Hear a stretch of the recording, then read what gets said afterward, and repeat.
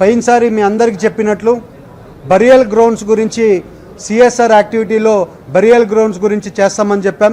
వచ్చే ఈ election code అయిపోయిన ఒక నెలలో నుంచి కొన్ని చింతల్పూడి దగ్గర బరియల్ గ్రౌండ్స్ స్టార్ట్ చేస్తాం.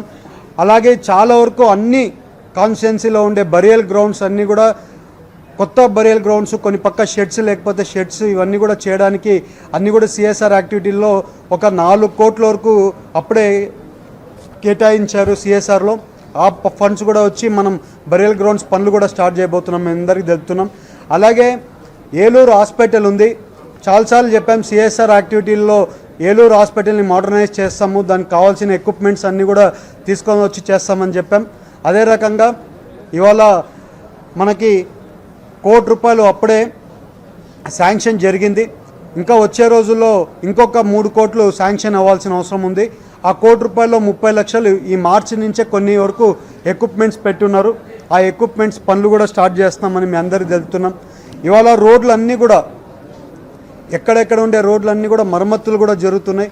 ఆ మరమ్మతులతో పాటు కొత్త రోడ్లు కూడా మళ్ళీ ఎస్టిమేషన్లు తయారు చేసి గవర్నమెంట్కి పంపించడం జరిగింది. అవన్నీ కూడా వచ్చే రోజుల్లో కొన్ని రోడ్లు అన్నీ కూడా మళ్ళీ కొన్ని కొత్త రోడ్లు వేయాల్సింది ఉంది, కొన్ని యూజ్ చేయాల్సి ఉంది, అవన్నీ కూడా మళ్ళీ చేస్తాం.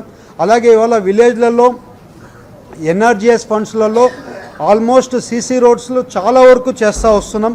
ఇంకా వచ్చే 3-4 ఏళ్ళలో ఆల్మోస్ట్ అన్ని పల్లెల్లో ఎక్కడెక్కడ సీసీ రోడ్లలో అవసరం ఉన్నాయో ప్రతి ఒక్క సీసీ రోడ్లను కూడా కంప్లీట్ చేస్తామని మీ అందరికీ తెలుపుతున్నాం.